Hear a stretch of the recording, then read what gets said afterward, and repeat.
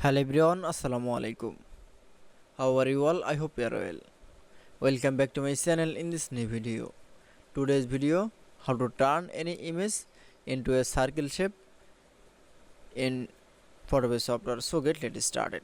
At first open your Photopea software. Now you can see turn any image into circle. Now you going to the shape option. Now click from now draw a circle shape.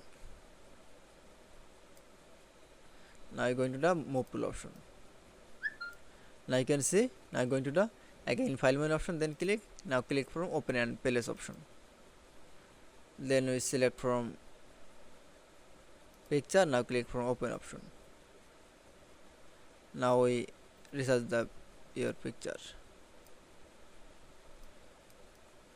Now you click from tick mark and you go into the layer option. Now click from mouse right button option, then click from clipping marks option.